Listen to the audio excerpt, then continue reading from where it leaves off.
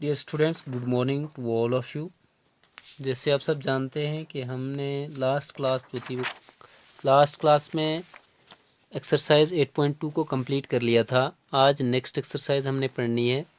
Next exercise में question number first जो है वो क्या बोल रहा है, tell what is a profit और loss in the following transactions, also find profit percents और a loss percents in each cases.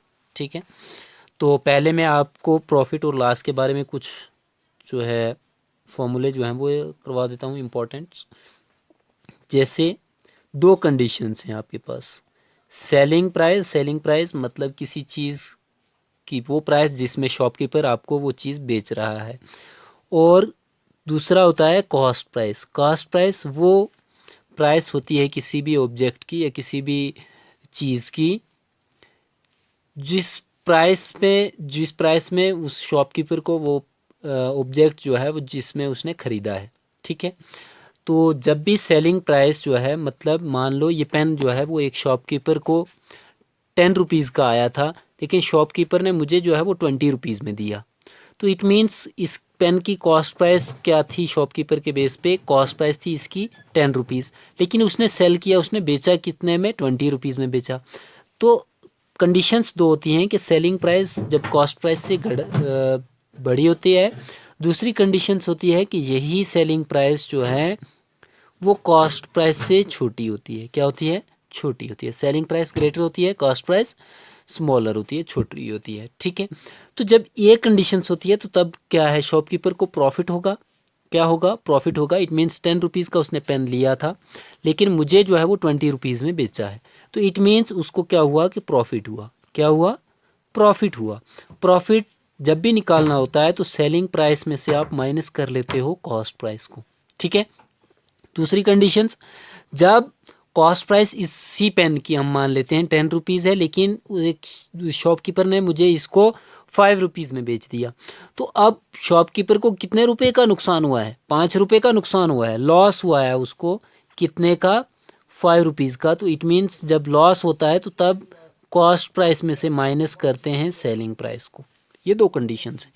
उसके बाद कुछ फॉर्मूले और हैं कि अगर आपको प्रॉफिट की परसेंटेज और लॉस की परसेंटेज फाइंड करनी हो, जब भी आपको प्रॉफिट की परसेंटेज फाइंड करनी होगी तो प्रॉफिट परसेंटेज इक्वल्स टू, आप क्या करोगे, profit divided by cost price और मल्टीप्लाई 100 जो है मल्टीप्लाई करोगे, ये प्रॉफिट की परसेंटेज निकलेगी इस फॉर्मूले के तहत।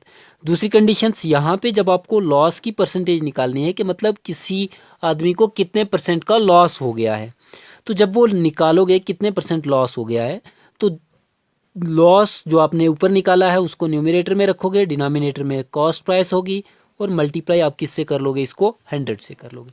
ये कुछ कंडीशंस थी। अब नेक्स्ट चलना है, जब हमने आगे तो हम सीधा क्वेश्चंस पे चलेंगे। अगर बाकी कोई फॉर्मूला और ज़रूरत पड़ा तो मैं तभी क्वेश्चंस के टाइम ही आपको करवाऊंगा। फर्स्ट क्वेश्चन है यहाँ पे, tell what is a profit और loss in the following transactions. यहाँ पे कितना प्रॉफिट हुआ या कितना लॉस हुआ वो आप इन ट्रांजेक्शन्स में बताओ। आल्सो फाइंड प्रॉफिट परसेंट्स और loss percents in each case, और साथ में ये भी आपने बताना है कि प्रॉफिट की परसेंटेज कितनी है और लॉस की कितनी परसेंटेज है। प्रॉफिट है तो वो कितने परसेंट है, अगर लॉस है तो वो कितने परसेंट है। फर्स्ट क्वेश्चन में ये चीज़ें बतानी है। क्वेश्चन नंबर फर्स्ट का ए पार्ट जो है आपके पास क्या बोल रहा है, gardening shares bought for ₹250। It means cost price जो है वो कितनी है, 250 रुपीज़ है, and selling price and sold for ऑर्स 325।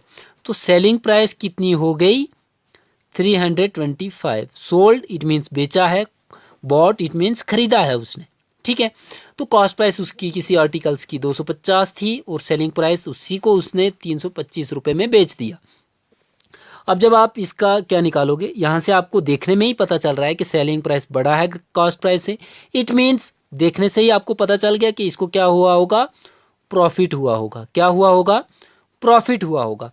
प्रॉफिट इक्वल्स टू क्या करोगे आप, सेलिंग प्राइस में से माइनस कर लोगे कॉस्ट प्राइस को। सेलिंग प्राइस में से कॉस्ट प्राइस को क्या कर लोगे, माइनस कर लोगे। तो सेलिंग प्राइस था आपके पास 325 माइनस कॉस्ट प्राइस आपके पास था 250 रुपीज़।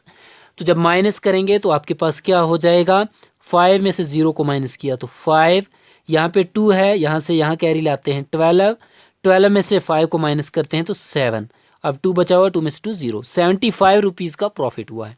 कितने रुपीज़ का प्रॉफिट हुआ है, 75 रुपीज़ का।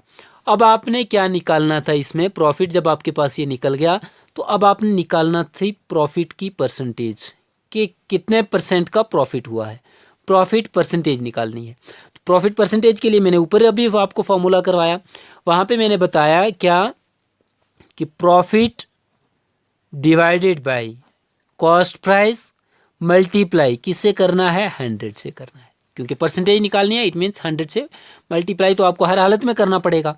तो प्रॉफिट कितना आया है, 75 रुपीज़।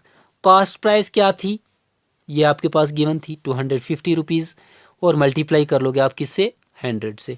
जब 100 से मल्टीप्लाई करोगे 0 से 0 कैंसिल हो गया, बचा आपके पास क्या है, 75 डिवाइडेड बाई 25 मल्टीप्लाई 10। ठीक है, कैंसिल करते हैं हम, 25 1 ज़ा 25, 25 3 ज़ा 75, तो क्या आ गया आपके पास 3 मल्टीप्लाई 10। तो 3 को 10 से मल्टीप्लाई करोगे तो 30% का उसको क्या हुआ है, प्रॉफिट हुआ है एक शॉपकीपर को। ये चीज़ें थी आपने इसमें बतानी। बाकी इस क्वेश्चन नंबर फर्स्ट के जितने भी पार्ट्स होंगे वो आप लोग खुद सॉल्व करेंगे। मैं इतना ही आपको आज करवाऊंगा आज की क्लास में। कल जो है वो नेक्स्ट क्वेश्चन नंबर 2 में आपको करवाऊंगा। तो आज के लिए इतना ही, अल्लाह हाफिज़। ठीक है।